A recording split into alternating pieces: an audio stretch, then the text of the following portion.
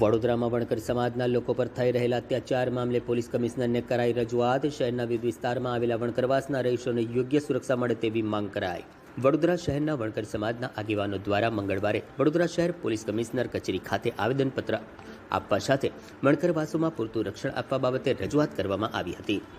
આ મામલે જિલ્લા સમાજ સુરક્ષા અધિકારી અને વણકર સમાજના અગ્રણી કેપલી વાઘેલાએ જણાવ્યું છે કે શહેર શ્રીમંત મહારાજા સયાજીરાવ ગાયકવાડના રાજ્યનું વડુમથક છે.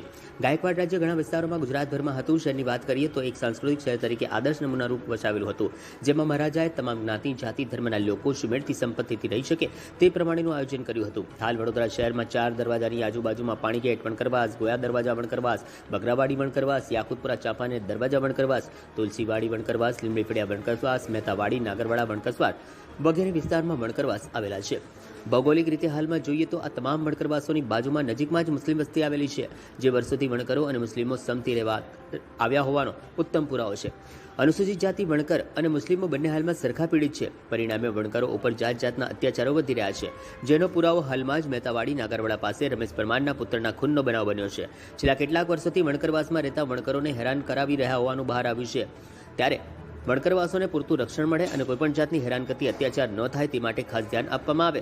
આ રજૂઆત સમયે જિલ્લા સમાજ સુરક્ષા અધિકારી અને વણકર સમાજના અગ્રણી કેપી વાઘેલા, ભરતભાઈ ચૌહાણ અને ચંદ્રકાંત પરમારે રજૂઆત કરી હતી. વડોદરા શહેર એક કલાનગરી સાથે સાથે સાંસ્કૃતિક વારસો પણ ધરાવે છે. ગાયકવાડ શાસન વખતે ગોયા દરવાજા પાસે વણકરવાસ હતો, પાણીગેટ પાસે વણકરવાસ હતો, યાકુતપુરા પાસે વણકરવાસ હતો, ચૌહાણ સોસાયટી બાજુમાં તુલસાવાડી વણકરવાસ હતો, લીમડી ફળિયા વણકરવાસ હતો, બકરાવાડી વણકરવાસ હતો, નાગરવાડા હાલમાં જ્યાં બનાવ બન્યો મહેતાવાડી ત્યાં વણકરવાસ હતો. ત્યાં એ વખતે સંસ્કૃતિ એવી હતી કે આ વણકરો અને મુસ્લિમોને કોઈ વેરઝેર નહોતું, અને આમાંય શેડ્યુલ કાસ્ટ અને મુસ્લિમોને કોઈ વેરઝેર નથી. પણ હાલમાં આ વણકરોને હિન્દુ બતાવીને હિન્દુ મુસ્લિમ તરીકે જે અત્યારે આ લોકો વણકરોને તકલીફ ઊભી થઈ છે, એ હિન્દુ છે એમ માનીને હિન્દુ મુસ્લિમને કારણે એ લોકો અત્યારે ભયના ઓથાર નીચે જીવી રહ્યા છે. ચૌહાણ સોસાયટી વણકરવાસમાં પણ એક ભયંકર પહેલાં હુમલો થયો હતો. તાજેતરમાં જ ભાઈ તપન રમેશભાઈના દીકરાનું પણ જે બનાવ બન્યો મહેતાવાડી નાગરવાડામાં, એ પણ આ જ એક પ્રકાર છે.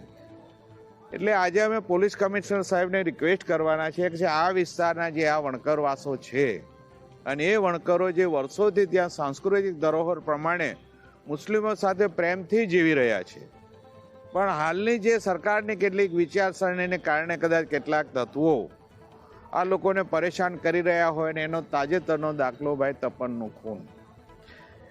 એટલે પોલીસ કમિશનર સાહેબને રિક્વેસ્ટ કરવાના છે કે આ વણકરવાસોને માટે ખાસ કંઈક પોલીસ બંદોબસ્ત કે રક્ષણની વ્યવસ્થા કરે, જેથી કરીને આ લોકો શાંતિથી જીવી શકે.